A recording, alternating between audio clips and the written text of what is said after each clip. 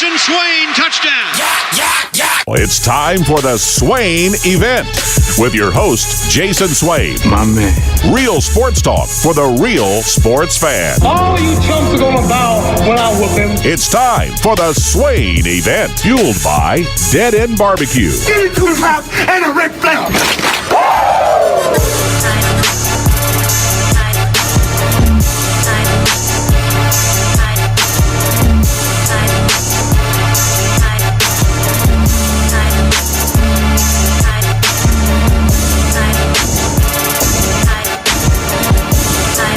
Swain Event, fueled by Dead End Barbecue, is here. It is the best day of the week. It is Tuesday, February 20th. Glad that you are with us this morning.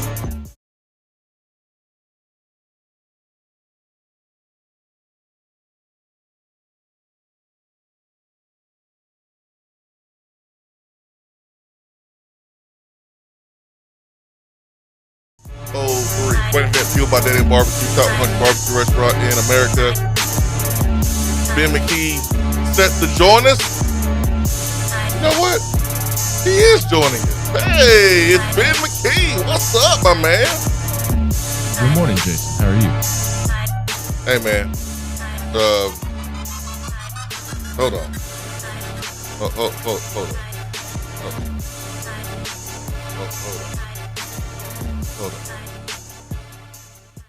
Sir. Ben. Jason. I need for you to turn up a little bit, man. It is the best day of the week. Well, it is Tuesday. Tennessee them hired themselves some coaches up in here. Tennessee out here winning, making your job a whole lot easier. Sir, I mean, it is a beautiful day. You're healthy. You are, I was about to say, handsome, but I won't go too far. Like everything is good. Everything is good. And if it's not, hey, there's somebody got it worse. So, Ben, I'm going to need for you to get your mind right, get it together. We're going to do this one more again. We're going to do this one more again, Ben McKee. Jason Swain, touchdown. Ben McKee. It's time for the Swain Event with your host, Jason Swain. My man. Real sports talk for the real sports fan. All you chumps are gonna bow when I whoop him. It's time for the Swain Event, fueled by Dead End Barbecue. Here we go, Give me 2 Ben. laps and a Ric Flair. Hold on, here we go, Ben. Oh, okay. Okay, Ben McKee. Ben McKee. Good morning, sir.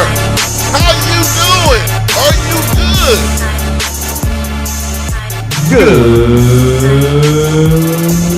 There we go. There we go, Ben McKee. That's what I'm talking about. Look, I am fired up this morning. The reason that I was hesitant there is because it sounds different on my end this morning. I think I'm hearing you through Zoom rather than through your microphone, which is why I was wondering. I hope they can hear me, which is why the energy was a little different. Now, I'm not gonna lie to you. I am tired. I am very tired. It was a long weekend. It's a struggle this morning. I am a little bit on the struggle bus this morning, but I am excited. Tennessee football appearing to make 2 nice assistant coach hires yesterday on Monday. Obviously, we are going to get into that. Tennessee basketball, big week ahead. Should be an easy win tonight at Missouri. Had a dominating win on Saturday over Vanderbilt. Hope that's enough energy for you. Big win on Saturday for the Baller Vols, and then again a big week coming up, especially on Saturday with A&M as you start the 4 or 5 game gauntlet to end the regular season and potentially win an SEC regular season championship, which I think is more impressive than winning the SEC tournament. And then baseball, man, the home opener in a renovated Lynch Nelson Stadium. I'm very excited to see what Lindsey Nelson looks like on this Tuesday afternoon. Given that it's February 20th, it seems like we're going to get some good baseball weather today and tomorrow. And it's going to be really cool to see the fans in a renovated Lindsey Nelson Stadium. And it'll be a sweet moment, not only for Tony Vitello. I heard him talk about that in a couple of different interviews yesterday with John and Vince on Sports Talk, and then last night on Vol Calls. Just a lot of preparation and planning, and to see it finally come to fruition. The hard work and what they did to earn the renovations. It'll be cool to see fans in the seats. So there's a lot to be fired up for right now, Swain. There's no doubt about that. And I promise you I am. I promise. It is much better than the alternative. I appreciate having as much to cover as we do. Certainly beats the alternative of trying to talk about programs that are irrelevant and not going so hot. Yeah. I get it, man. You should be able to hear me okay.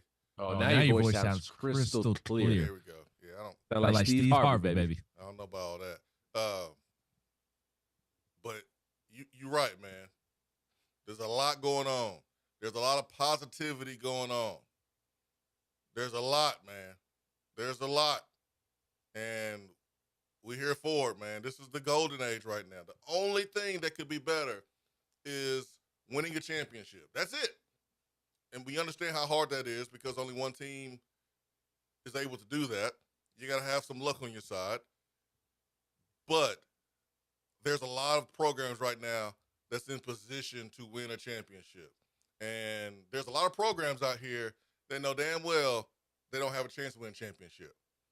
Like, imagine getting up in the morning and you know there's a 0% chance that you can be great, that you can win a championship, that you can do something special. 0% chance. Just imagine it, that feeling. Imagine being at a program, being a fan of a program where you know dang well your team is not going to compete at a high level, that the best your team can do is win 70% of its game or 60% of its game and go to the NIT or go to the NCAA tournament but not expect to win anything. Have a decent run in the postseason play if you're baseball. Go to the second, third round of the SEC tournament. Go to the second or third round in the SEC tournament in basketball. Go to a rinky-dink bowl game because you win 7 games. And you win that game at the end of the season, in the bowl game. And you treat it like a Super Bowl. And you hoist that trophy. And you hug that trophy on the way back home. You give that trophy its own seat on the plane. You give that trophy its own seat belt. There's some programs out here. That's a reality for them. That's a reality for them. Not Tennessee right now. Not Tennessee right now. Was it like that before in some places? Yeah, in some places. But not right now, man. And this is a good day. This is a good day. It's been some good days strung together, but this is a good one. And Ben, I know you was crisscrossing the country. Thank you for not sending me any photos of your food this trip. I appreciate it. I'll be just really frank and honest here. I've been that way, doing this for a long time. I don't really plan on changing. I was not going to pay $30. I wasn't going to do it. I was following Tennessee baseball Twitter account. I was following Ben McKee's Twitter account. I wasn't going to pay $30. I just wasn't going to do it. But I was engaged with the updates. Good to see Billy Amick start his career on fire. Like that's fantastic. That is fantastic, Ben. But let's start with the biggest news, and we'll get back to baseball. The biggest news is that Tennessee has hired themselves some football coaches. And it didn't take 2 weeks to do it. It was quick based on what we're used to seeing, based on what we're used to experience. It was quick. Starting with the running back coach, Darrell Sims. I saw his first name. I said, let's go. I ain't never seen nobody's name spelled like that. Let's get it. I've never heard of anybody's name. Darrell. Yeah, I've heard Trimell. Yeah, Darrell Taylor. Okay, touche. That was a dumb moment. We gonna move that blankety blank. Yeah, well, I never. To your point about the spelling being so different than something you've ever seen, it's so different that I forgot that it even was pronounced like Darrell. Yeah, Darrell. Yeah. So when I saw the name, I said, "Oh yeah." There's creativity in that family. Let's get it. Let's get it. Then I saw he was from Union, South Carolina. He ran behind. 5-star offensive tackle, VFL, Eric Young. How about that? Teammates with Eric Young. Class 2003. Did I feel old when I saw that? Yeah, I did. But it's all good. Then I started looking at the bio. And 10 years ago, I would turn my nose up at the bio. Probably 5 years ago. Yeah, probably 5 years ago. Maybe 7 years ago. Ben, I won't speak for you. But, like, I would look at this resume and go, I don't know. But today, his resume fires me up more than William Inge. I said that right. Inge.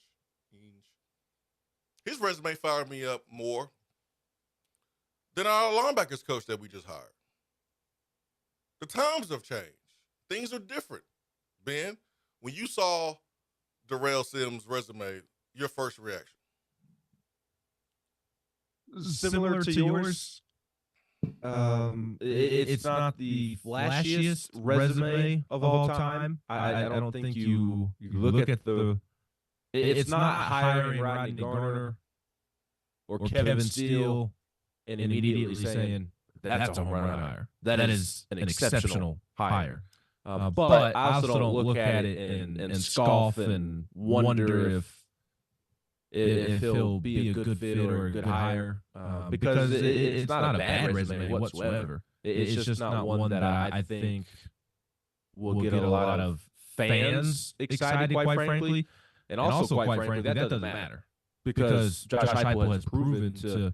I mean, Josh Heupel's been, I won't say he's batted 1,000, but he has a pretty high batting average in terms of hiring coaches. I think he's done a good overall job during his time at Tennessee, if not a great job of hiring coaches. I mean, how many people wondered about Jerry Mack when Heupel elected to hire an HBCU coach, an HBCU head coach as his running backs coach? I think a lot of people wondered if that would work. We're certainly aware of the Memphis connections, but Jerry Mack proved to be one of Tennessee's best assistant coaches, both as a developer and as a recruiter. So my initial reaction was, oh, that's a nice hire. And you look at some of the things that he's done with Louisville and Cincinnati. They've been fairly productive. Just Louisville and Cincinnati, those aren't brand names that really pop off the page at you. But it appears that his rooms were fairly successful there while he was at those different stints. And I think the thing that I like about the hire is the recruiting aspect of it. I do think he seems to be a nice developer of running backs, but I like that he has ties to the Southeast. To me, that is the most important aspect of this running backs hire.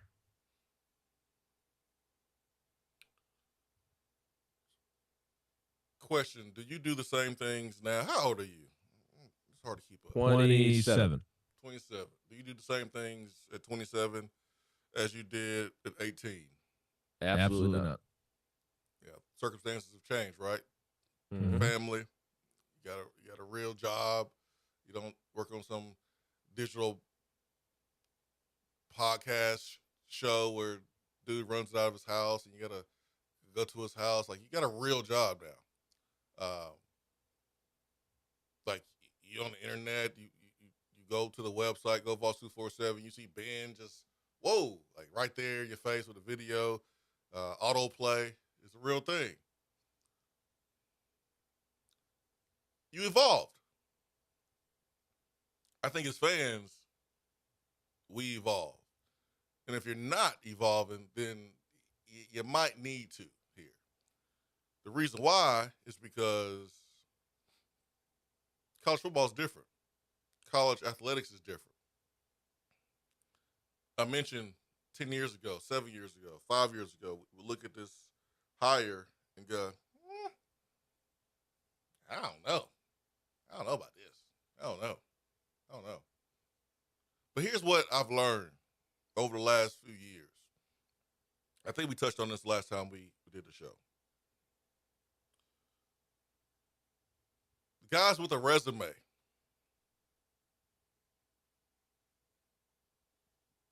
that was their peak in the past. That's what you were looking at. That's what we're seeing. You look at a coach, oh, man, he did this 5, 10 years ago. He had this player 5, 10 years ago. That don't mean he's going to do the same thing today. Because college football is different today. Your nerves work differently today. Like as you get older, you have less patience for BS.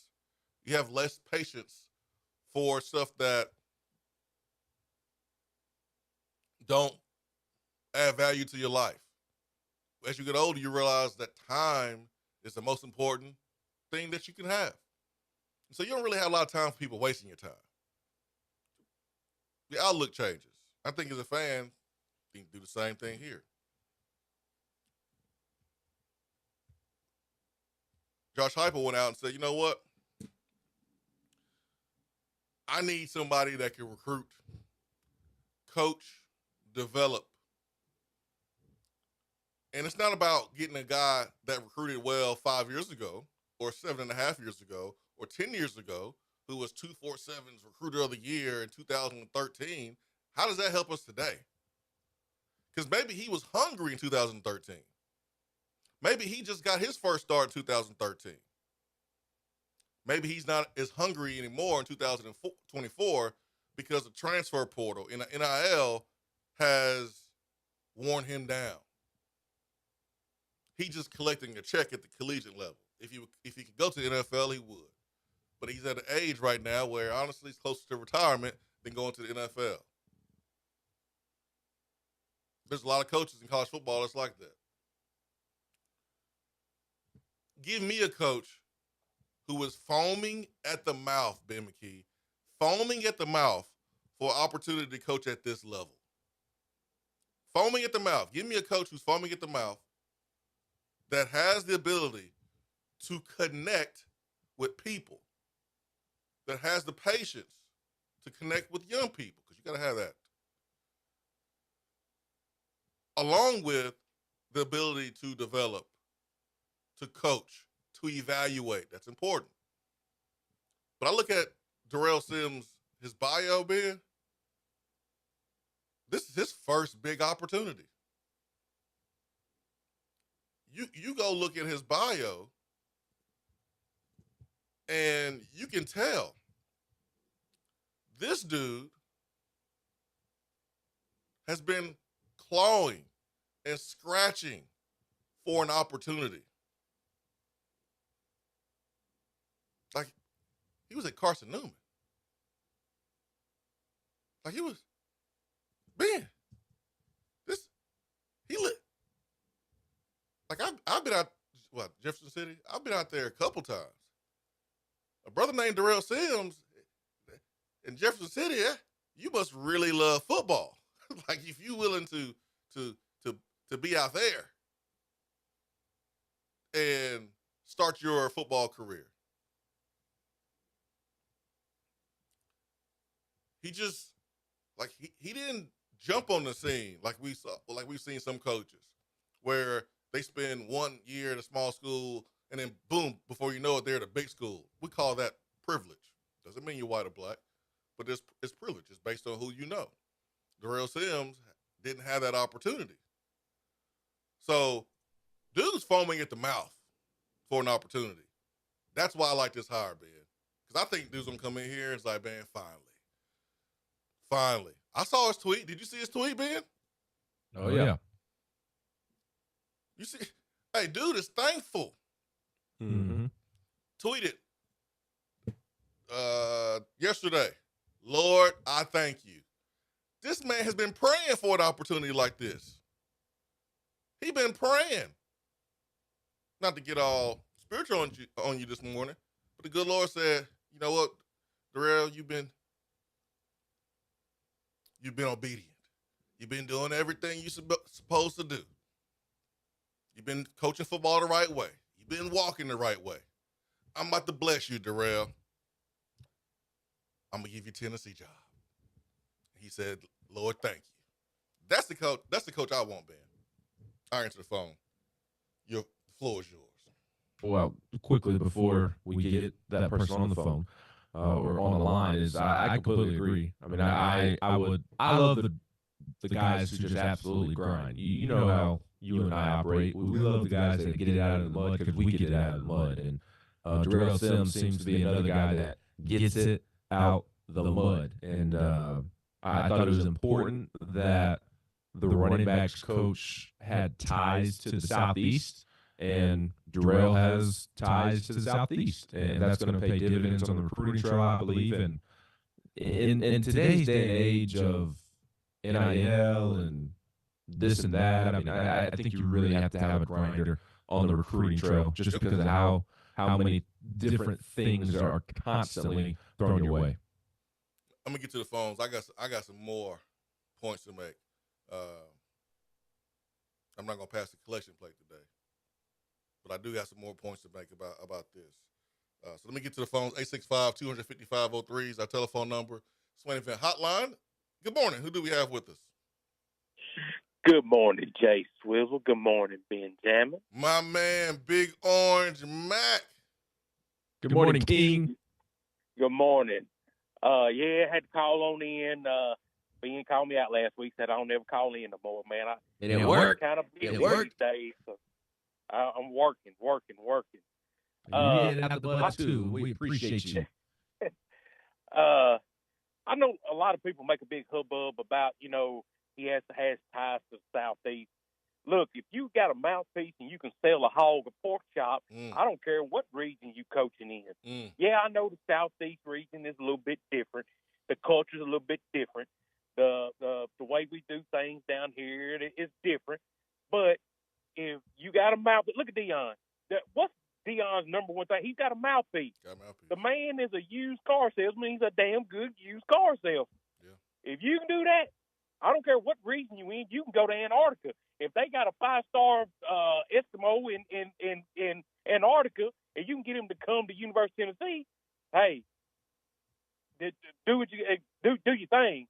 I don't think just my personal opinion.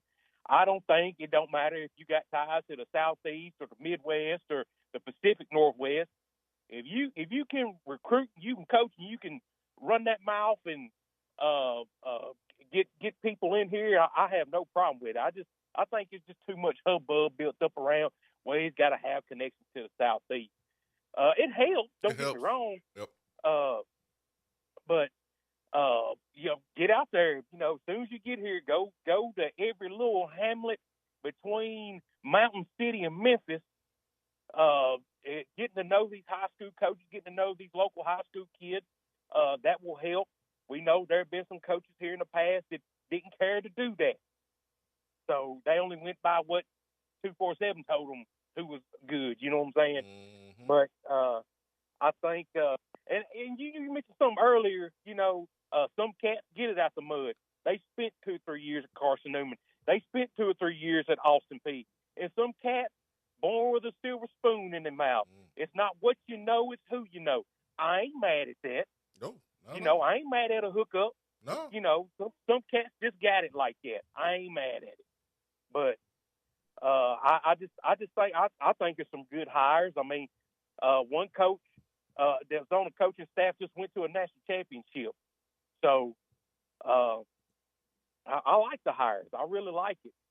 But, man, I got to get off here. Got to get this grind on, make this paper. Benjamin, I love you. Hey, by the way, how's my nephew doing? Nephew's doing good. He's into anything and everything, and we're basically running at this point. So he's a handful. Good deal. Jay Swizzle, Benjamin, I love y'all. I'm out. All right, Mac. Appreciate you, man. Appreciate You can hear your voice. Thanks for calling in after I called you out last week. My plan worked. My plan worked. I guess that's all it takes sometimes, right?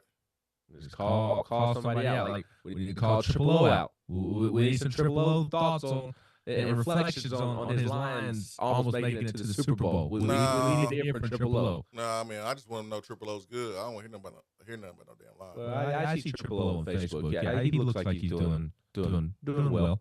Well, you got to give me an update because I ain't getting on Facebook. I get on Facebook for one thing and one thing only. That's to clear any notification that pops up on my screen. And sometimes Triple O is the first post that I see when I get on to clear the notification.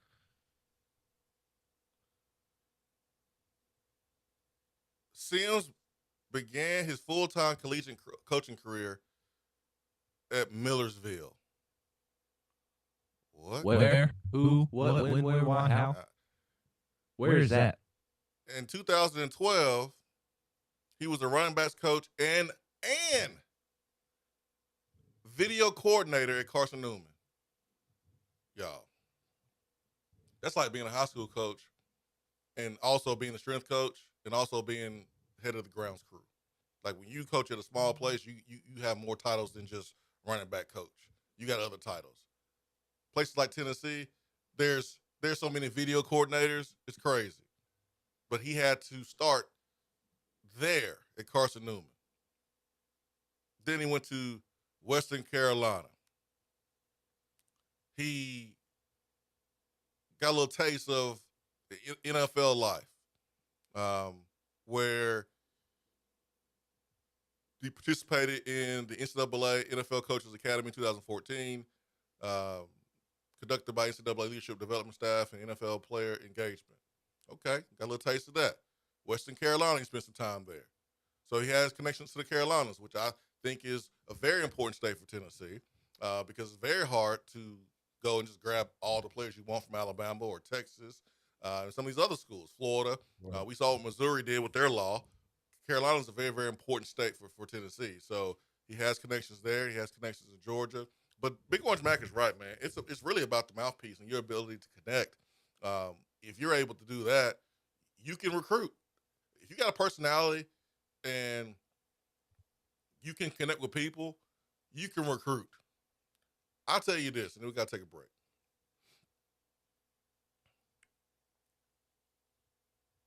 In 2003, I come in from Huntsville, Alabama. And you can kind of tell. I was raised in the roof. Shout out to Huntsville. When we talk about your hometown. Huntsville, Alabama. When you come in, there's different people from different parts of the country. So there's people from New Jersey, Oklahoma, California, Texas, Florida, Jersey, Chicago. Like these are all these different people, and they talk different. And so I was looking at certain dudes from Jersey, like Turpin Bryan, going, dude, you sound funny. He was looking at me like, you sound funny. First time I talked to the Clausens, they sounded funny. I sounded funny to them. We all sounded funny to each other because we're from different parts of the country. When I first talked to Eric Young, and Eric talked fast, any country.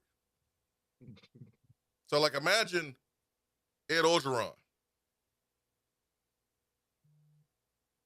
Now, Eric Young is from Union, South Carolina, the same place where Darrell Sims is from.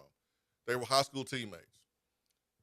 When I first talked to Eric Young, there's people that didn't really understand Eric Young. There's people who really didn't understand me. But the first time I talked to Eric Young, I understood him perfectly. He understood me perfectly.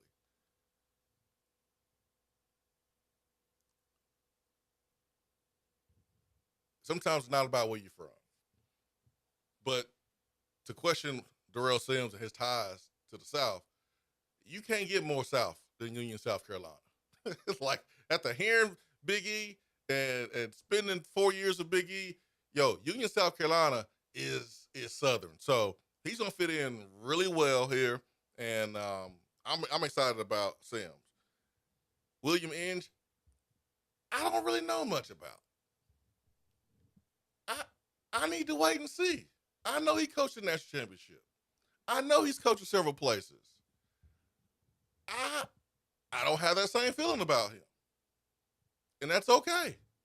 Because, Ben, you mentioned home run hire earlier when you talked about Rodney Garner or Kevin Steele.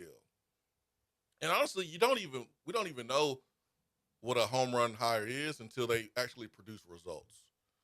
Because when we consider a home run hire, it's based on what they have done, not what they have done at your school. It's what they've done in the past.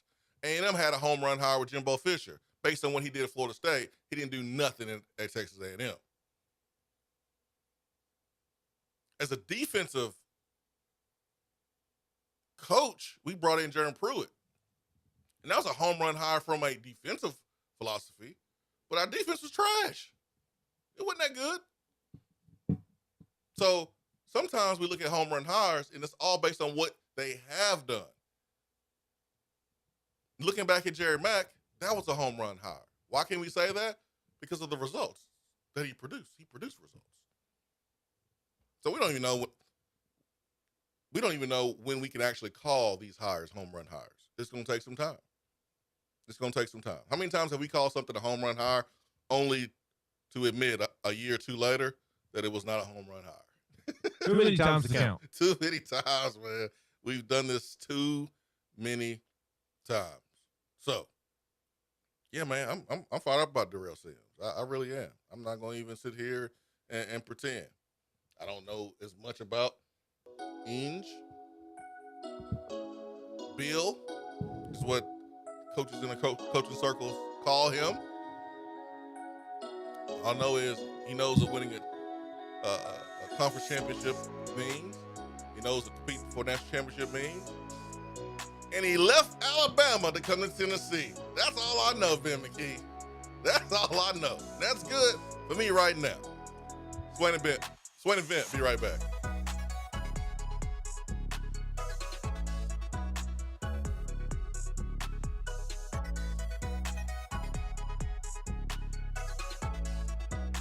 You're listening to the Swain Event. You don't say. Fueled by Dead End Barbecue. When you are craving some quality barbecue, there's only one place to go.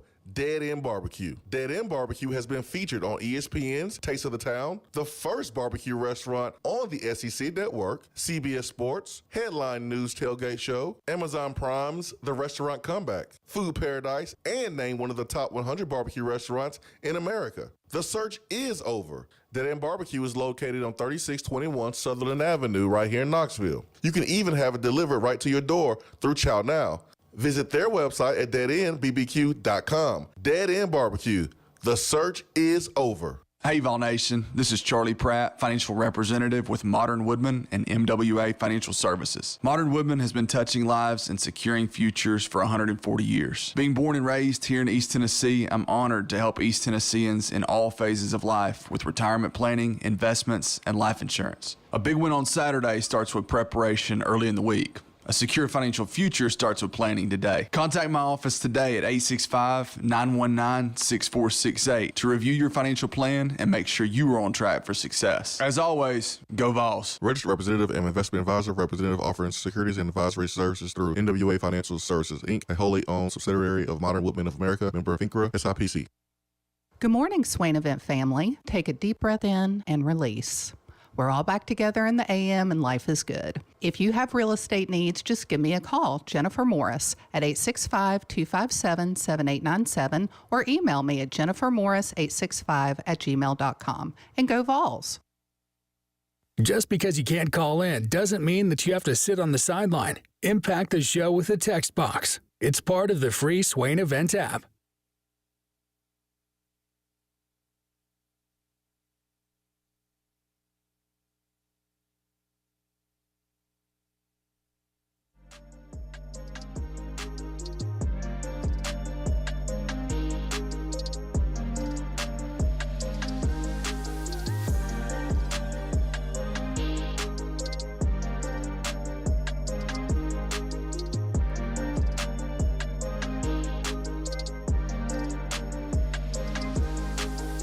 Name of the game, Ben McKee, is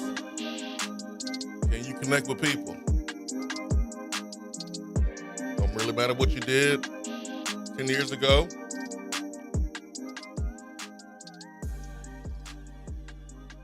And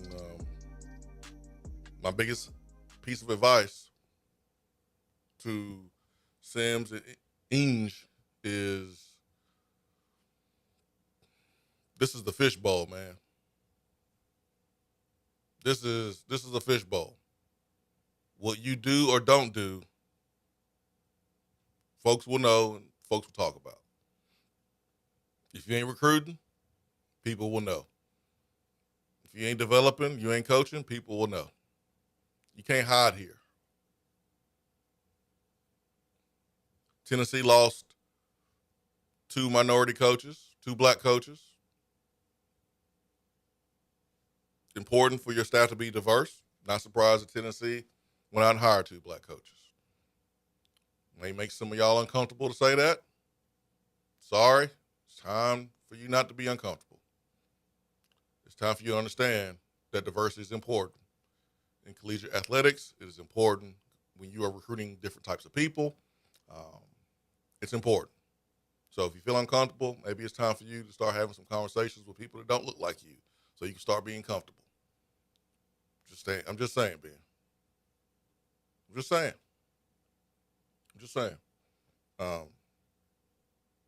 But I think that's important.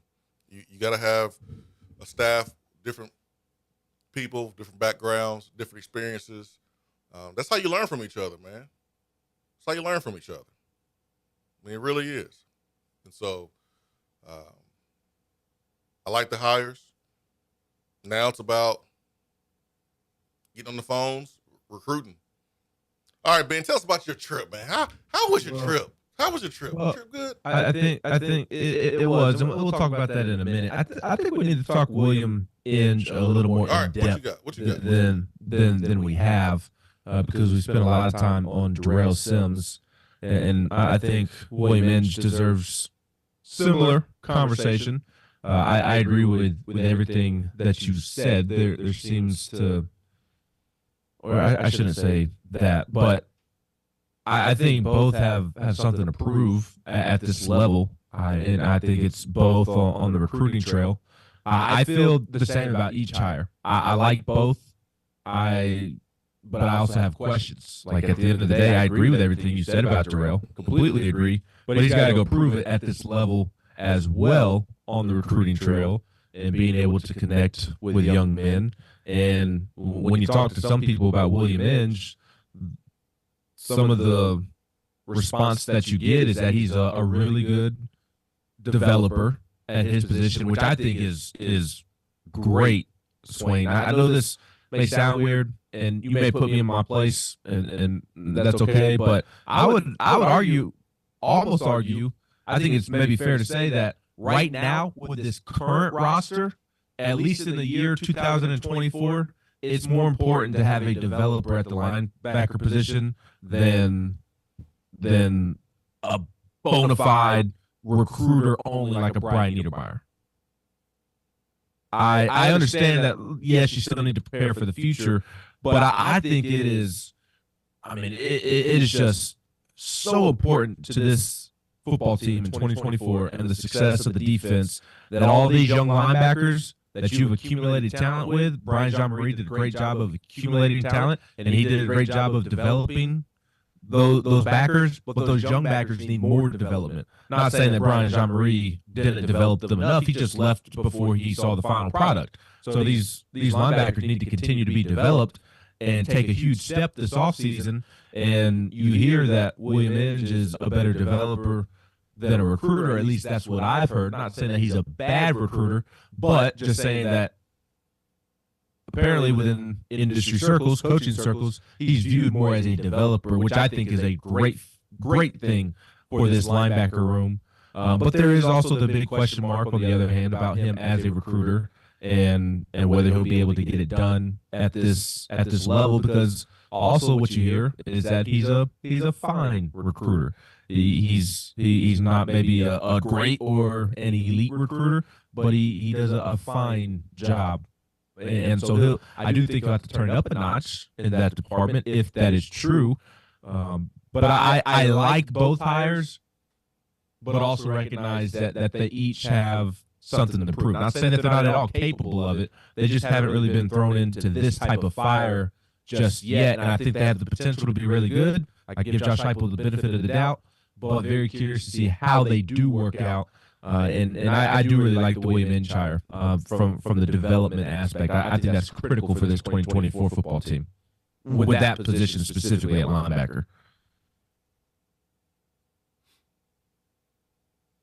Can you repeat what you just said at the beginning about recruiting versus development?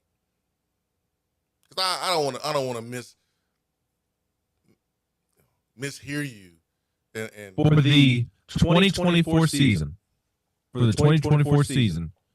a season in which you are hoping that you could take advantage of the Nico window, the defense needs to take a step forward, and if the defense is going to take a step forward, your linebackers are going to have to take a step forward. You have a ton of talent in that room, but it's all young, a little wet behind the ears. Even your guys now that are now upperclassmen like Elijah Herring, he hasn't played lights out football. He needs to take a step forward. Aaron Beasley's gone. You don't have any veterans to rely on in the short term. The developmental aspect of that linebackers coach responsibility is just as important as the recruiting aspect, if not more important, in the short term. Yeah, Ben, you're right.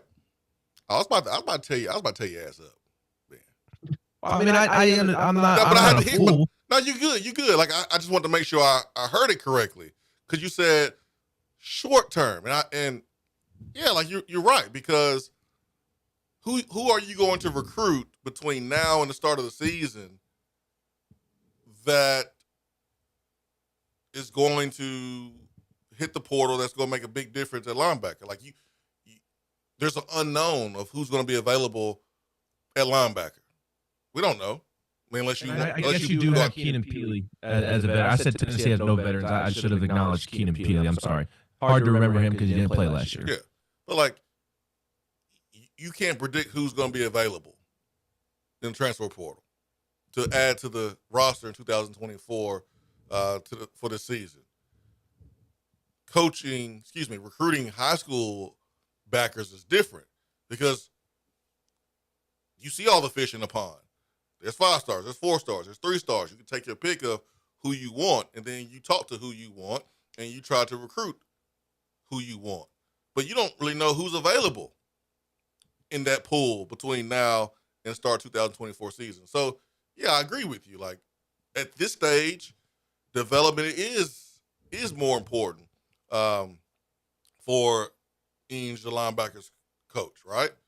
But generally, recruiting is more important than development because you can't develop a scrub.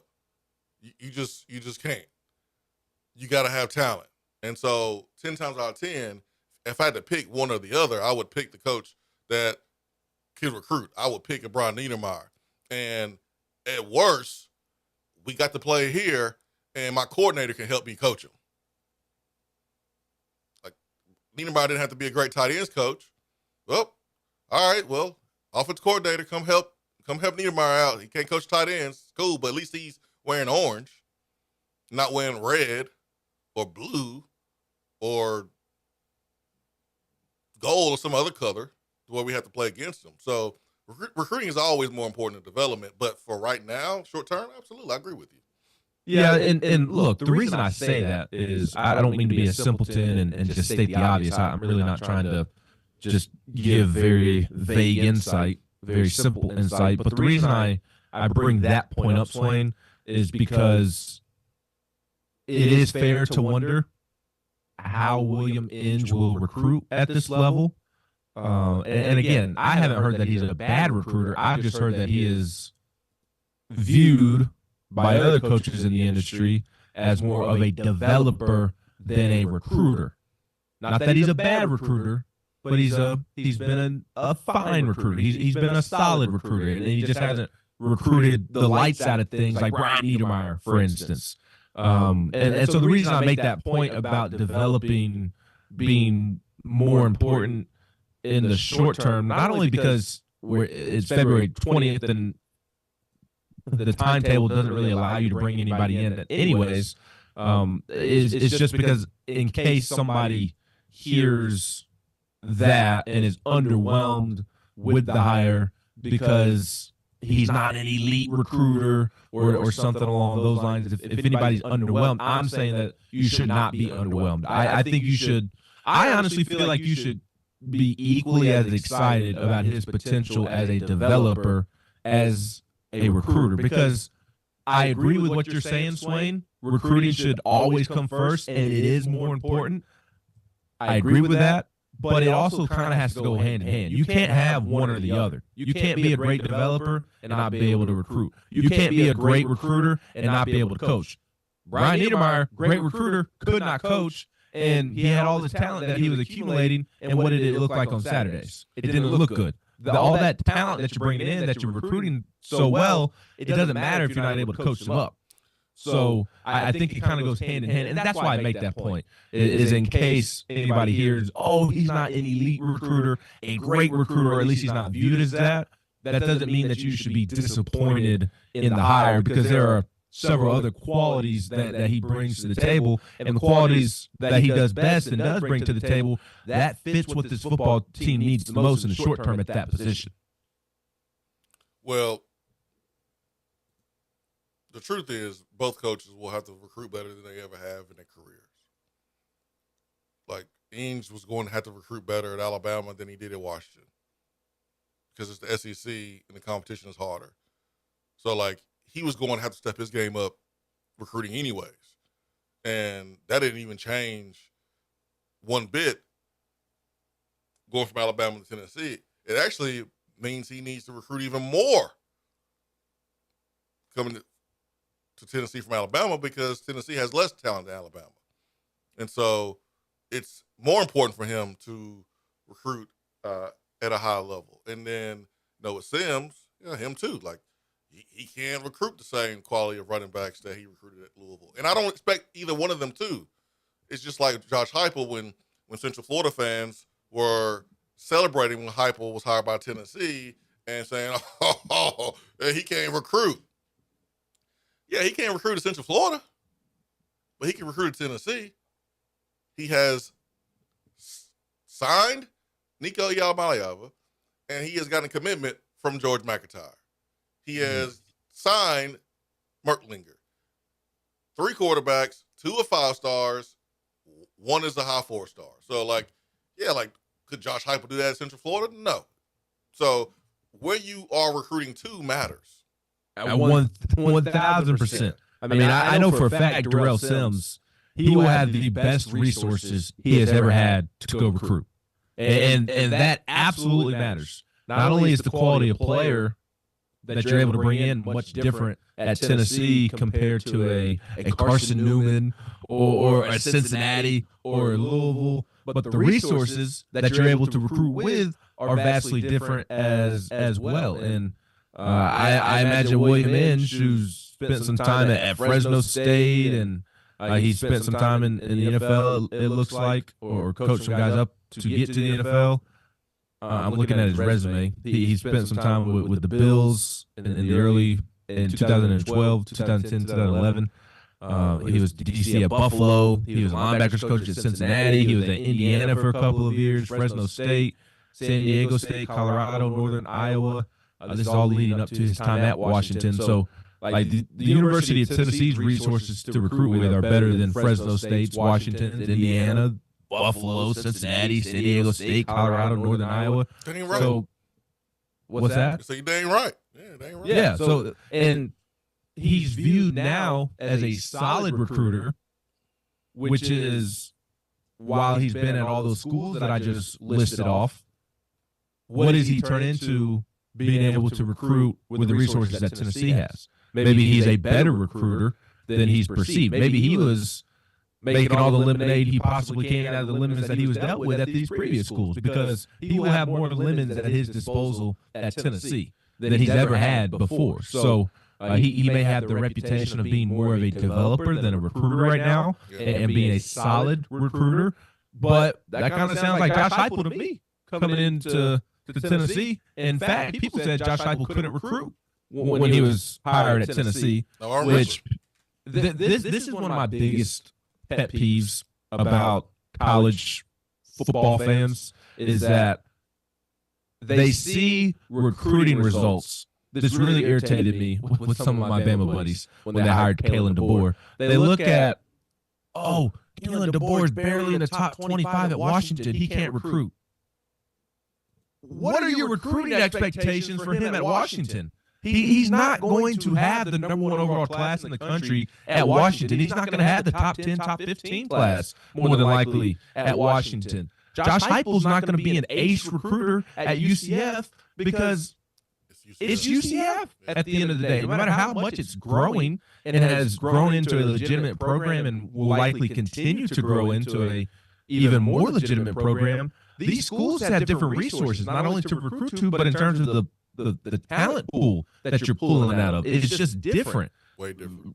Recruiting is not the same at Indiana or Washington or Colorado, Dion aside, compared to Tennessee or Alabama or recruiting in the SEC. And Swain, you and I have had many conversations of how the recruiting for Tennessee's football staff needs to take the next level. But this recruiting staff, or this staff, has been really good on the recruiting trail, I think, since they got to Tennessee. And you and I have thought that based off the reaction when he got hired, because he didn't recruit to UCF. So we'll see what happens with William Mitch. He'll have as much resources and as big of a talent pool as he's ever had. And all of a sudden, being a solid to good recruiter may turn into a great recruiter when he now has great resources. Yeah, that's why I said, man, when you hear Tennessee, man, you're in a fishbowl. So what you don't do well, everyone's going to know. And what you do well, people are going to know too. And people will talk.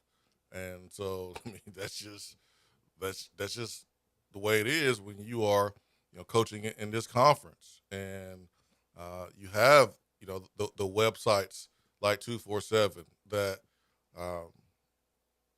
their model is to give the fans inside access to the program that they're rooting for. And they're going to talk. They're going to have their opinions. Like, they're going to love up on you when you're doing what you're supposed to be doing. And they're not going to love up on you when you're not. And some of the times it's unfair, but some of the time it is fair. Sometimes it's true and sometimes it's untrue. Like, that's just how it is coaching in this conference. And this conference ain't built for everybody. It ain't built for every coach or player. To reiterate something, my last thought, and then we can move on to whatever you want to talk about. My last thought is that, and I've said this a couple times already, you have to give Josh Heupel the benefit of the doubt. I think he's done a really good job for the most part of making hires on his coaching staff, and I really like these hires. I think they will prove to be good hires. The question is how good. But Josh Heupel does, in my opinion, deserve the benefit of the doubt because he's done a good job of making hires, and really glad to see him go outside of the family and not promote from within. I mentioned that a couple of weeks ago that it's one of the things I love about Josh Heupel the most. I think it's a very endearing quality that he has to him, that he is very loyal and that he does want to keep it within the family. I think that is a great thing. But at a place like Tennessee, if you want to close the gap between some of these schools you're trying to close the gap between and go win championships, you can't continue to promote from within. So I think on another note, it was good for him to go outside of the family and not continue to promote from within. Yeah. There's a time and place for it.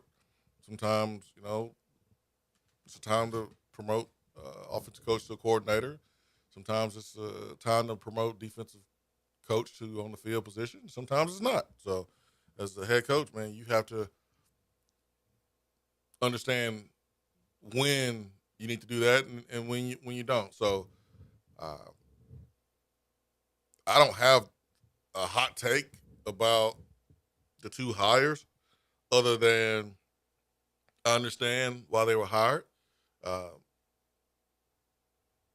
kind of understanding Josh Heupel and his personality and how he operates, your ability to connect with people matters. The energy you give off matters. Like, all that stuff matters. And we live in a day right now in college athletics where you got players making the same amount as some of the coaches or some of the guys who are coaching them. It's important to have people that can connect and build genuine relationships, because if you don't, you're going to lose players. They'll be turned off and they'll lose. So you gotta lead with realness. What was the motto first year? Real, fast, fun, or fast, fun, real. I think it was real fast fun. Yeah, so like, you got to be real. Simple as that. You got to be real. So 865-255-03 is our telephone number. We'll go to the phones, top of the hour, so we will take a timeout, and then, we'll continue the conversation. The Beatty Chevrolet text box is open for you. Don't go anywhere. Stay with us. Swain Event, fueled by Dead End Barbecue. You're listening to the Swain Event. And you know this, man.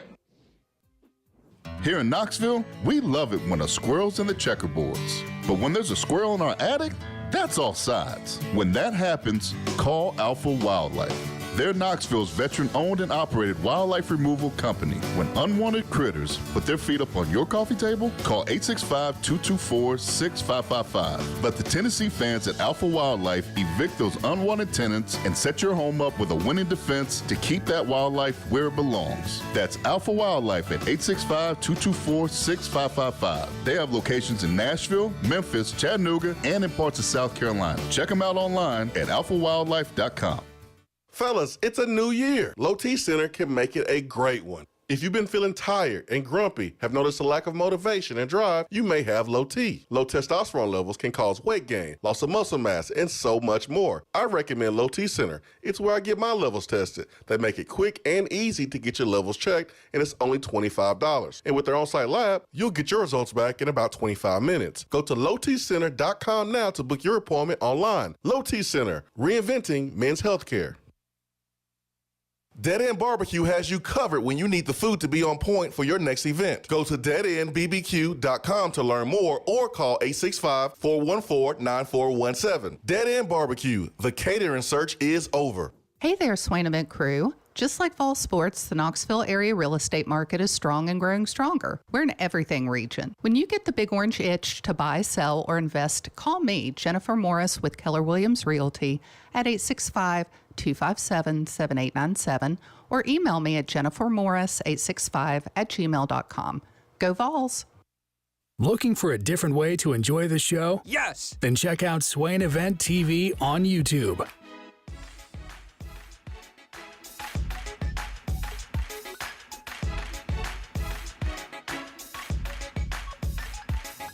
We had somebody on the line.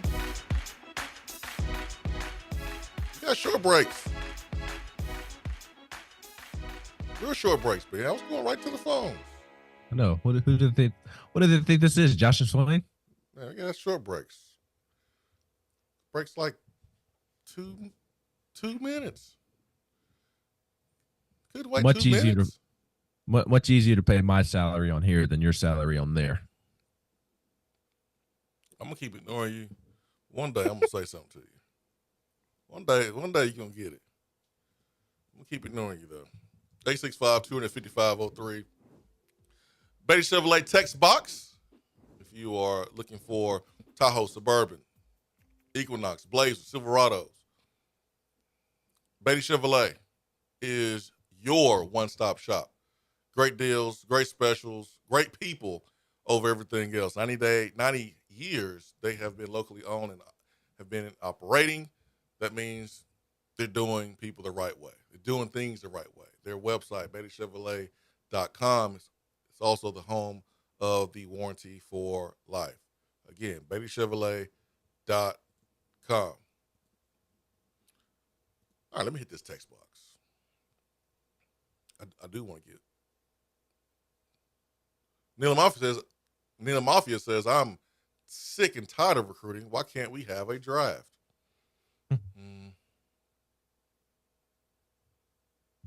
Camden, Tennessee Vol says, I think it's hard to say he can't recruit because he hasn't recruited at Tennessee yet. Not apples to apples. Also, I am underwhelmed. It is what it is. But if he proves to be an elite coach, his name will help recruit at that point. Camden, Tennessee Vol. Who did you want Tennessee to hire? Like, do you have a name that you wanted Tennessee to get? He says maybe underwhelmed is harsh. I guess it just doesn't really move the needle for me right now. Wait and see. I think that's the right approach. I think it's pretty natural and normal when you don't know about a coach to be underwhelmed because you don't know about him. I remember when, you know what, let me ask you this question, then I'll make my point. In the last 10 years, Ben McKee, who has been one of the best offensive coordinators, one of the best defensive coordinators? We've had a lot, so you got to think about this. At Tennessee specifically? Yeah, Tennessee over the last 10 years. Give me some of your best coordinators. Offensive coordinator, the first one that comes to mind is Alex Golesh. Okay. And would it be fair to throw Josh Heupel in there? Way to dig deep, Ben. I'm just saying it is his offense. Way to dig deep for that one, Ben. Yeah. Leave me alone. Mike Majakian fit within the 10-year window? Ben, I didn't bring a calculator out for you too. Well, I can't remember what year he was here. That was 13-14, wasn't it? So that was within the 10-year period. I like Bajakian. I think he did a fairly good job. I'd say Alex Golesh has been the best OC in the last 10 years, if we're not naming Josh Heupel.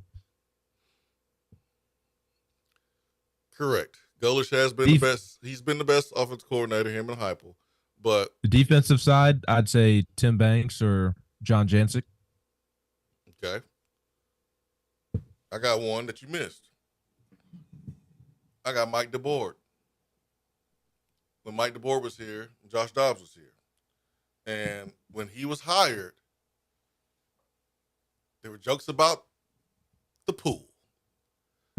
Because he wasn't coaching football. He coached Michigan in the 90s. He wasn't even coaching on the football field when we hired him. There's all these jokes. Dude was good. Dude was good here. He did a great job with Josh Dobbs, using his talent. He was good. He parlayed that into job at Indiana. Mike DeBoer was good. Nelson Jackson was on it. Mike DeBoer. So, did Mike DeBoer have this big name coming in? No one knew who he was. We was Googling his name, looking at his bio, seeing that his bio was mediocre in the last 5 years. Achieved a lot over his coaching career, but that wasn't a home run hire at the beginning. But, dude, he was good. He was good. So, one thing I've learned, and this is why I said at the beginning of the show, it's time to evolve. I think as a fan, when you're looking at coaching hires, it's time to evolve because college football has evolved. The coaches that you think are home run hires were 10 years ago. They were 5 years ago. The coaches that have names, they were grinders 5 years ago. They were grinders 10 years ago when the game was not the way it is right now. You have coaches holding on in college based on what they did 10 years ago, what they did 5 years ago. But they're not putting in the same work on the recruiting trail. They're not spending time on their phone like they used to. They're not. They're not. So give me a dude named Darrell Sims. I don't mind looking him up. I got the internet. We can look him up, find out information about him. Cool. Okay, he did it in Louisville. Running game was good. He played the position. Like, coaching running back is coaching running backs at the end of the day. Coaching is coaching. If you Dusty May or whether you are Rick Barnes, you don't know who Dusty May is? He's a basketball coach at FIU. Pretty good basketball coach. He is not the basketball coach at FIU. FAU, excuse me. So, like, coaching ball is coaching ball. The difference between the levels is all the fringe stuff you got to deal with, all the crap you got to deal with. And the lack of resources or the maybe endless supply of resources. So if you can coach running backs, you can coach running backs. But if you have a burning desire to be successful, you can connect with people, you're going to be successful, man. Like, I remember when Trooper Taylor was hired in Tennessee. And if I was a fan, because I was a player then, so he wasn't coaching my position, so I didn't really care if he was good or not, honestly. But, like, if I was a fan in 2004 when Tennessee hired Trooper Taylor, we would crap on that hire. We would crap on the Trooper Taylor hire. Someone who's coached defense, coached receivers, and he's coaching running backs for the first time. He's from Baylor. This is before Art Browse was doing his thing. Baylor, disgusting. His first year in Tennessee, he had 2,000-yard rushers. The simple fact is, we, the public, most media and fans, we just don't understand whether coaches are good or bad because we're not as aware of who these people are. I had no idea who Darrell Sims was until Tennessee needed a running backs coach. No idea who he was. I had no idea who William Inge was until Tennessee needed a linebackers coach. We're not in the coaching circles. We don't know these guys.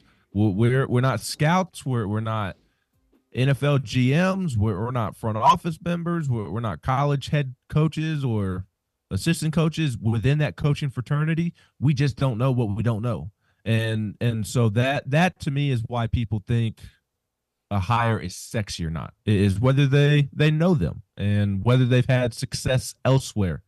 And there are obvious sexy home run hires that the moment it's made, without a doubt that unless a surprise happens, you know what results you're going to get, such as Rodney Garner, particularly X's and O's wise and developing defensive linemen and what you get on the field on Saturdays. You know what you're going to get with guys here and there. But for the most part, as coaches work their way up, and nowadays with the attrition, guys leaving to go to the NFL, and you've got group of fives jumping to the Power Five, and you've got JUCO coaches or FCS coaches jumping to the group of six, and so on and so forth. High school jumping to college at those lower ranks. We just don't know. We just don't know because we're not in coaching circles and we're not in the fraternity. So I think it's when somebody is hired that you don't know, there's a natural feeling to be underwhelmed. I think that's the case with day-to-day professional life as well outside of sports. For all of us in our own profession, we want people to be hired that we know or that we think are good. And the natural reaction when somebody is hired that we know nothing about is to be a little underwhelmed or have a raised eyebrow. So I think it's just a natural reaction, Swain, just because, again, we don't know whether these coaches are good or not because we're not in the coaching circles. We're not. And there's really no way of knowing whether a coach is going to be good or not as they're climbing that pole or working their way towards the top. We just don't know.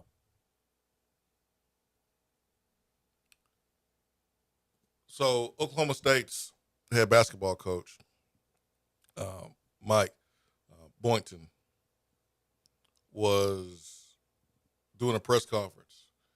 He was talking about NIL, and he was talking about recruiting Cade Cunningham. And for those who don't know who Cade Cunningham is, was he number 1 overall pick the year he came out? But he talked about recruiting Cade Cunningham out of high school to Oklahoma State and how he had to out-recruit Duke, the North Carolinas, and the Kentuckys, and the Kansas of the world. And the way he was able to do that because, like, he had a connection with Cade Cunningham. He had a strong connection with him. That Cade knew that he was going to do right by him. Period, point blank. Because of the relationship that they built. From a monetary standpoint, he was not going to be able to compete with those programs. That's the mentality you got to have recruiting today and coaching today. But that's the mentality you got to have to win today in college football. You have to be relentless in your ability to connect. You got to have that ability. And I think Josh Heupel understands that. Just because you had a really good player a couple years ago that you helped get to the league, that's not good enough. Like, they're not knocking on your door to come sign up to play for you just because you had a couple first-round picks or a couple NFL players. They want the bag, too. They want the connection, too. They want to trust you, too. So,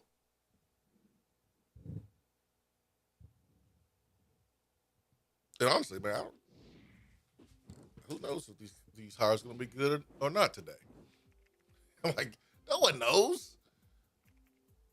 It's no different than a player signing with the school who's a 5-star or a 4-star, 3-star. Like, it's going to take time for the results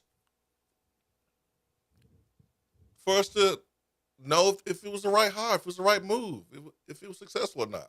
Anyways, Ben, how was your trip down to Texas to watch some Tennessee baseball boys bring home a championship?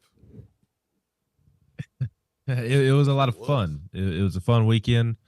My parents met me out there. My dad happened to have a work conference in Grapevine, Texas, which is north of Dallas and Arlington, pretty much a suburb of the area. And his work conference was from yesterday to Thursday of this week. And when my parents found out that they were going to, or that Tennessee baseball was opening the season at the Ranger Stadium there in Arlington, they decided to make a trip out of it, and they drove over at the end of last week and got there in time for first pitch on Friday. So it was a lot of fun to hang out with them over the weekend. Got to tour the Cowboy Stadium, which was fascinating. That stadium is absolutely beautiful and absolutely massive. I mean, it's exactly what you think it would be. Exactly what you think it would be. So that was a lot of fun. Other than that, it was a lot of baseball and a lot of late nights. Was able to grab some good barbecue here and there. But again, a lot of baseball, a lot of late nights, and good opening weekend for Tennessee. I think we learned a lot of real positives about this baseball team. This lineup is going to be deadly. Billy Amick and Christian Moore, those two guys are two professional hitters playing college baseball.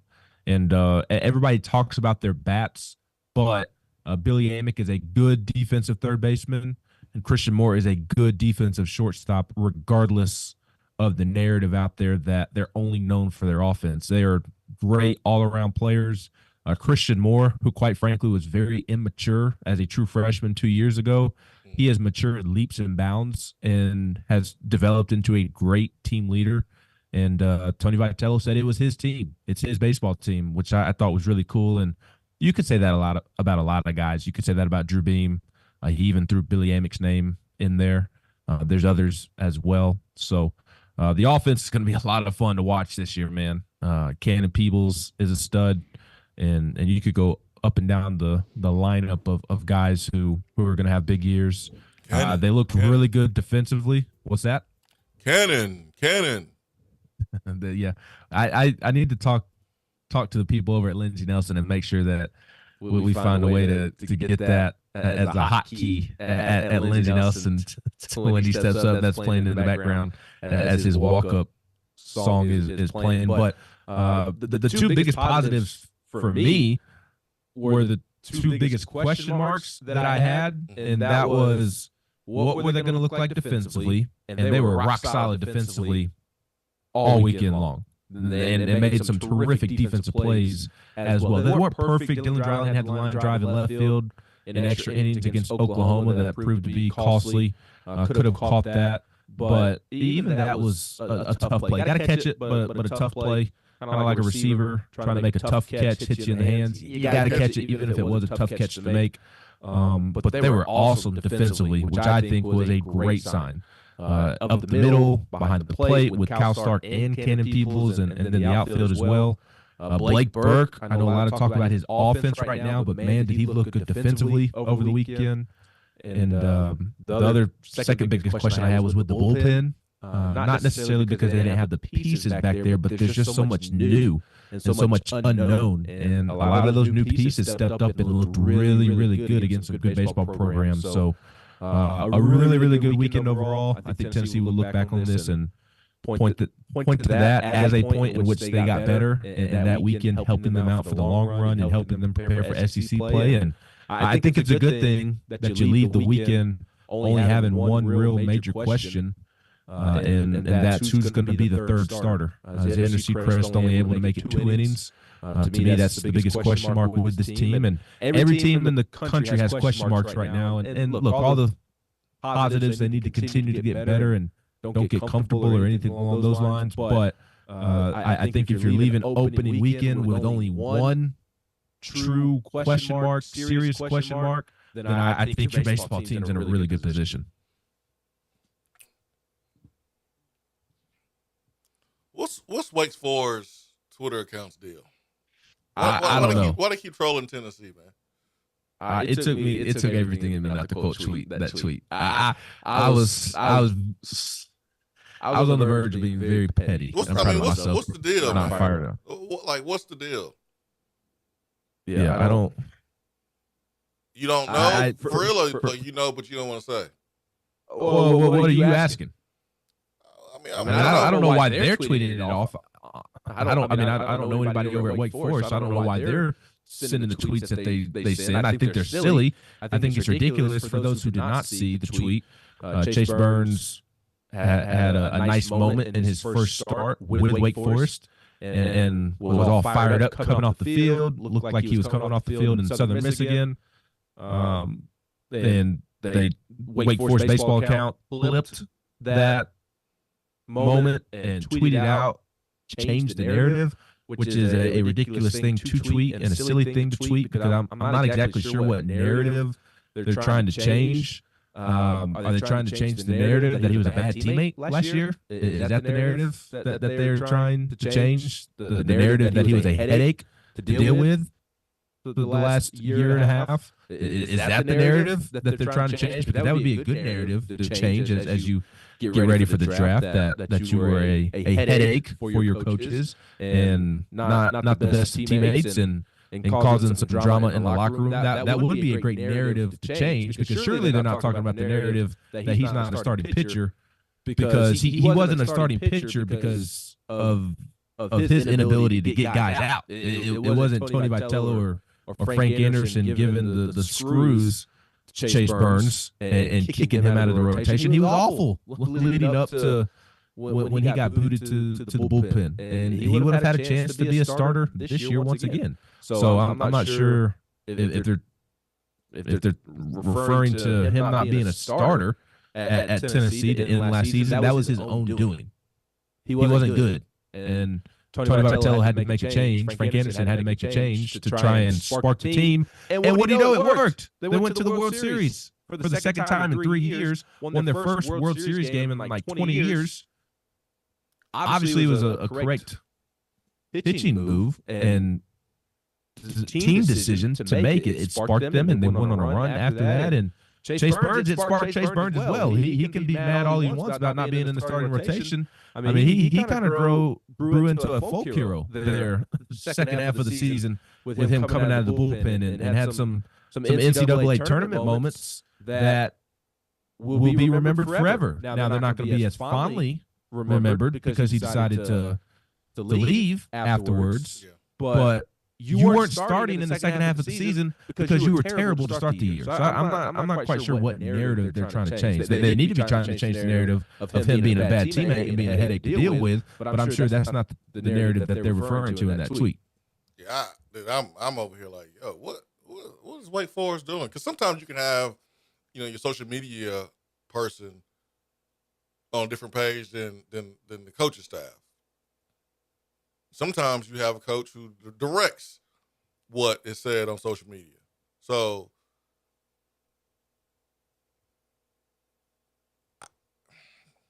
that's what I'm asking you, Ben, because they've had some weird tweets of late as well. They had some weird tweets on Valentine's Day.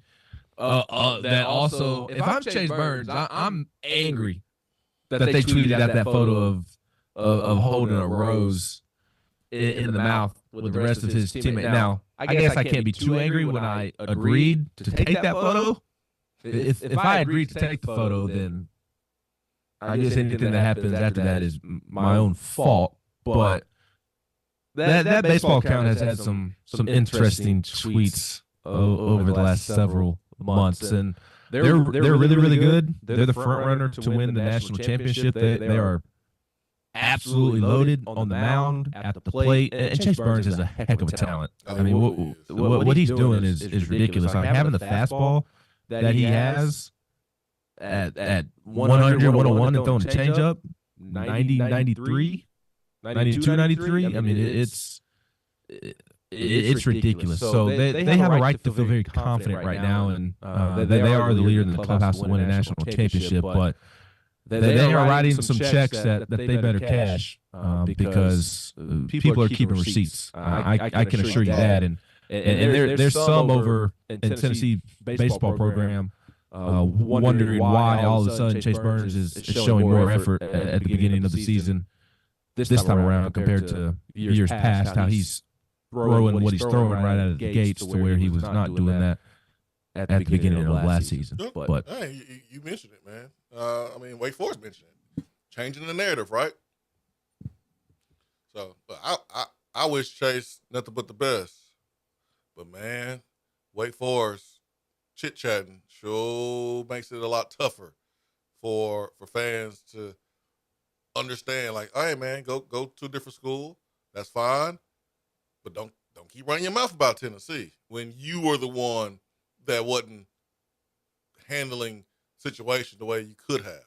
All right, Melissa. Tennessee did not treat him wrong. Yeah. Quickly, we will take a quick timeout, and then when we come back, go to the Beta Chevrolet text box.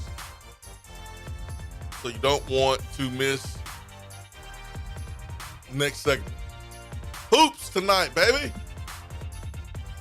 Tennessee back in the top 5. Baby. Swain Event, fueled by Dead End Barbecue.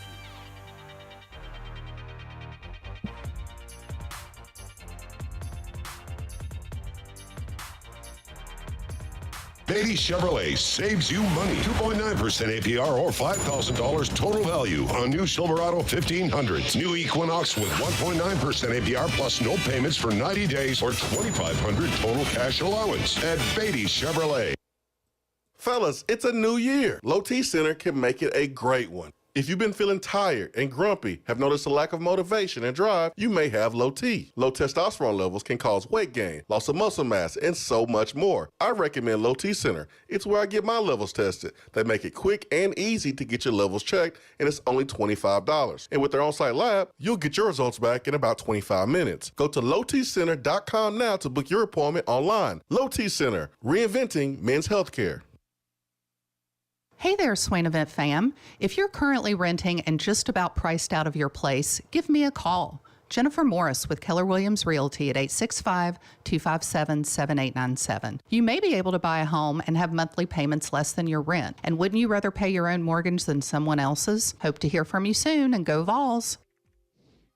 What's up, Swain Event family? It's great to be on board. This is Taylor Hawkins with Modern Woodman Fraternal Financial, and I have one question for you. When was the last time you have slowed down and evaluated your financial situation? Just like the Vols, a great game plan leads to victory. Let us help you achieve your financial goals with a custom-made game plan. No matter what stage of life you're in, protecting your family and hard-earned money is important. So let one of our local and trusted financial professionals secure your future by visiting one of our 10 branch offices across Tennessee, or give us a call locally at 865-312-5638. And remember, go Vols. Registered representative and investment advisor, representative offering securities and advisory services through NWA Financial Services, Inc., a wholly owned subsidiary of Modern Woodmen of America, member FINCRA, SIPC. Here in Knoxville, we love it when a squirrel's in the checkerboards. But when there's a squirrel in our attic, that's all sides. When that happens, call Alpha Wildlife. They're Knoxville's veteran-owned and operated wildlife removal company. When unwanted critters put their feet up on your coffee table, call 865-224-6555. Let the Tennessee fans at Alpha Wildlife evict those unwanted tenants and set your home up with a winning defense to keep that wildlife where it belongs. That's Alpha Wildlife at 865-224-6555. They have locations in Nashville, Memphis, Chattanooga, and in parts of South Carolina. Check them out online at alphawildlife.com. When you are craving some quality barbecue, there's only one place to go: Dead End Barbecue. Dead End Barbecue has been featured on ESPN's Taste of the Town, the first barbecue restaurant on the SEC Network, CBS Sports, Headline News Tailgate Show, Amazon Prime's The Restaurant Comeback, Food Paradise, and named one of the top 100 barbecue restaurants in America. The search is over. Dead End Barbecue is located on 3621 Sutherland Avenue right here in Knoxville. You can even have it delivered right to your door through Chow Now. Visit their website at deadendbbq.com. Dead End Barbecue. The search is over. The conversation doesn't stop when the show is over. Follow the Swain Event on Twitter and like the show on Facebook.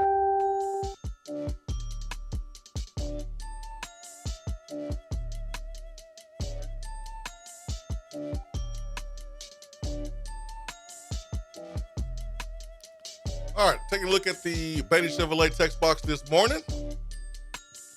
I know we are talking football right now, which we did there at the beginning of the show for a good amount of time. And Tennessee with the new hires, that's obviously going to be the lead.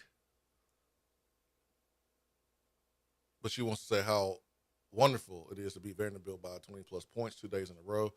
Clearing the bench was fun with the men and Lady Vols. They look better since Key worked back up to starting, and now we get baseball and basketball on the same day. I'm stoked. So, heck yeah, Melissa. Debut of the renovated Lindsey Nelson Stadium today. I know you fired up about that, Ben. I know you're going to the baseball game. You ain't going to Missouri, are you? No, I'm not going to Missouri. I will be at baseball, and we'll carry baseball coverage into basketball coverage. Will be a very, very busy afternoon and a very, very busy week. 5 baseball games, 2 basketball games. It'll be a lot of fun. I'd much rather have to cover 7 games this week because of 2 top 10 programs that have a chance to win a national championship than be covering programs that are irrelevant and don't matter. I mean, I covered baseball when nobody cared about baseball, and I say that to say that it wasn't a super enjoyable feeling at the time. And part of it, I was a student journalist at the time as well. This was back when I was a student and loved baseball, so took every opportunity I could to be around baseball. But seeing what it is now and seeing the anticipation for a home opener against UNC Asheville when 6-7 years ago, it was a miracle if you had a sold-out Lindsey Nelson Stadium on a Sunday of an SEC series to see what it has become now and to see what the stadium looks like from my vantage point in the press box compared to what it looked like a while ago. I would take 5 baseball games and 2 basketball games all day long. And the basketball program has been in similar situations. They maybe weren't as down as the baseball program and not as down for as long, but Like we kind of talked about off the top of the show, Swain, would much rather. It's going to be a very busy week, but I would not trade the busy week for covering an irrelevant program that has no chance of winning. 100%. Take it all day long. 100%. Good morning. Let's get to their phones. Good morning. Hey, good morning, guys. Good morning, Turkey Good Man. morning, guys. Hey, guys. I'm going to ask Ben a quick question before you get off the air, if it's okay. Baseball-wise, I do care about baseball. And I was going to ask him, could you name this early in the season three players that we really can't afford to lose to make a run at any kind of championship? And I'll love to hear that. I'll get off. And Swain, appreciate you, buddy. And we need to sit down and get break bread one day soon and catch up. Maybe we can do that towards summer. But anyhow, miss you guys and talk to you later. Hey, much love, Turkey Man. Thanks for the phone call. Thank you, Turkey Man. Good to hear your voice. I'm assuming you're talking about if they were lost to injury, 3 players that Tennessee needs to avoid losing to injury. The first one that comes to mind is A.J. Russell. I think that speaks for itself. He was absolutely dominant on Friday night against a really, really good Texas Tech offense. Tennessee, I mentioned earlier that there's a lot of questions with the bullpen. If you lose A.J. Russell, boy, do you have more questions. You still have talent, but a lot of guys that got off to good starts still trying to prove themselves this season, and I just don't. You need to have pitching depth in order to make a run, and you just can't afford to lose A.J. Russell, who may be your best pitcher and is one of the best pitchers in the country in the SEC. Billy Amick, he's one of the best hitters in baseball. He's a professional playing college baseball, and I think he is very important to the clubhouse as well. Very quiet, goes about his business 24/7. Never really has any expressions on his face. He looks annoyed and pissed off all the time, quite frankly. Every time you see him, no matter what he's doing, he just looks irritated. But that's just he's just laid back and kind of goes about his business, and his teammates love him. He's just too talented of a player to lose. And then I would say Christian Moore as well, being that third player to round out the group. One of the best hitters in the country, professional playing college baseball. Like I said earlier, and like I just said about Billy again. But if you lost SEMO, then all of a sudden, yes, second base is probably his more natural position, but he is a very capable shortstop, and I feel like he made a statement at shortstop this weekend. I think he showed that he can play it every day and play it well, and I would consider keeping him there unless one of these freshmen really come on, which is very possible. Dean Curley and Ariel Antigua, they're studs. Just both injured right now. It'll be closer to SEC play, I think, before Ariel's ready. But Dean Curley, freshman from California, he will probably play and start at some point this weekend to get him back in the lineup, and they're really excited about him. But you don't want to rely on a freshman or a newcomer in SEC play at that position, at shortstop, or really in the middle of the infield. So you don't want to lose SEMO's bat for obvious reasons. He's one of the best hitters in the country. But then the leadership role I talked about earlier with him, how he's matured, and then just you have 2 freshmen and 2 JUCO guys that are newcomers if SEMO is not available. And I don't know that you want to go into SEC play without having a veteran presence that has been through SEC play. There you go, Turkey. And I will say Drew Beam, I don't want to discount Drew Beam. I'd say kind of Drew Beam, A.J. Russell, just one in the same. Yeah, because if you're looking for a third guy, it certainly can't lose 1 and 2, because then that puts you in a bigger hole and having to fill 2 spots instead of just 1.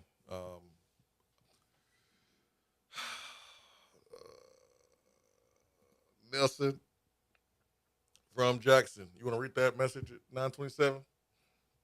I already read that message. Me too. I read it 11 minutes ago. But I have not seen what has resurfaced with Grant Williams. So the message is, what's wrong with Grant? I don't have that answer. All I know is My man is balling right now with the Charlotte Hornets. That's all I know, Nelson. I think that's an old photo as well, because I think that's one that surfaced while he was in college. It was a little frisky, a little risque, very Valentine's Day-esque that went hand in hand with the photo that Wake Forest Baseball tweeted out last Valentine's Day. Showing a little skin, too much skin. Grant being very bold in the DMs while he was in college. But I do believe that's an old photo that is resurfaced. I believe that's surfaced at the end of his time at Tennessee. It is now resurfaced. Yeah, I hope so. Grant has always been very bold. Grant is balling, kinda. Bold, not balling. No, bold. No, I'm talking about Nelson on the text box said that I can't say that Grant is balling. Yeah, that's poor choice of words. I feel you, but that's a poor choice of words right now. Yeah, I get what y'all are trying to say. What's a different word I can use? He is playing the game of basketball very well right now. That's too much. That's too No, what you said is too much. I'm saying it. Grant Williams balling. He balling. Big balling. That's right. Nelson says hooping. He hooping. There you go. That's a better word. Yeah, he hooping. Yeah. And he big balling. Grant You could go like a little Bow Wow and start singing. They're playing basketball. No, Grant Williams big balling.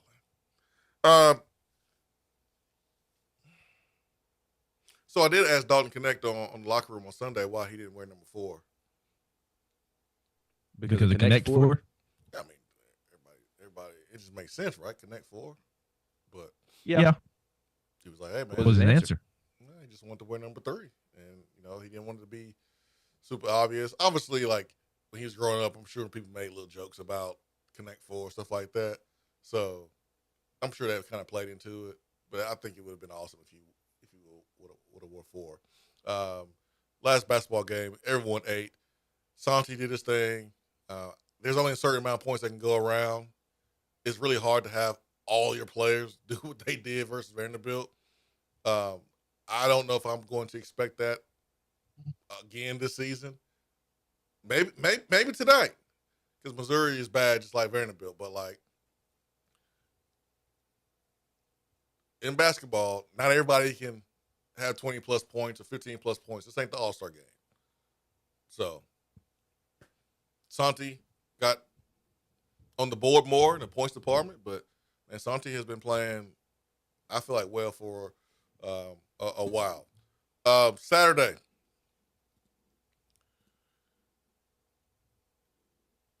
Ben, you made comments about Thompson Bowling Arena the last time we was here. I said what I said. I said it with my chest too, Vol fan. Saturday probably needs to be the loudest environment of the year. Now, Alabama was pretty good, but A&M this Saturday needs to be the loudest. A lot of trash talking, a lot of disrespect from Texas A&M to Tennessee when we played down there. Talking to Ron Slay, he said if he was on this team, and if he's been through this situation before where you're ready for a team to come in here, he said he would open the doors to let the students in. Come on. Open the doors, let the students in. We've seen teams do that in the past. Players do that in the past. This team needs to do that. Man, I told Dalton that's what they need to do. Open the doors. A&M game, man. Get that revenge. Why are you looking at me like that? Because you know that ain't going to happen. You don't think we're going to open the doors? No. You don't think Zakai Ziegler would do that? He got that energy. Oh, I see what you're saying. I thought you meant give them a bigger student section by opening the doors. I see what you're saying. How did you get a bigger student section from simply me saying open the doors? doors? Well, because you let out. We had the conversation about the seating last time around, and then you said Ron Slate opened the door. I thought you meant by opening the door, giving more seats to students. No, that's what I thought you were referencing. But I'm with you now. You're talking about having the basketball team fired up. Yeah, the atmosphere.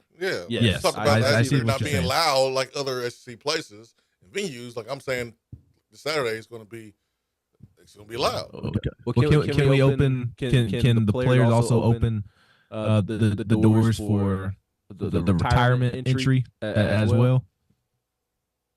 What do you mean? They need to open the doors for the common fans sitting courtside. That's what they need to open the door for. Man, we can't fix that right now. And not just courtside, but in the lower bowl. Yeah, we can't fix that. Can they open the section? Can they open the doors to the sections not named student section? Yeah, we can't. We can't do anything about that right now. Short term. And again, it's the LSU game was pathetic. That was the word I used last time around. It absolutely was. It's not overall this season. It has not been bad. It's just not what it should be. Not what it should be. Simple as that. Listen, I'm not. The Alabama game was turned up, especially early on when it was still close.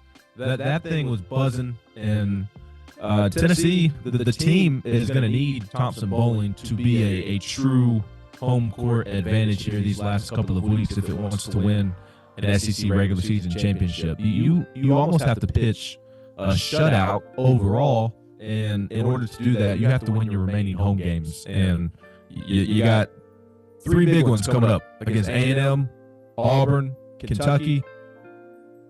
It's one of the best environments in college basketball when it's rocking. And in those 3 games, it has to reflect that to help this basketball team get over the hump and win an SEC regular season championship.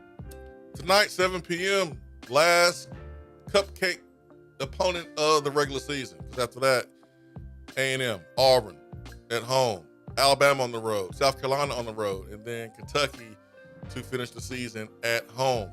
Tennessee baseball. Also, tonight, 4:30 p.m. A lot going on right now. We'll be back on Thursday to discuss it all.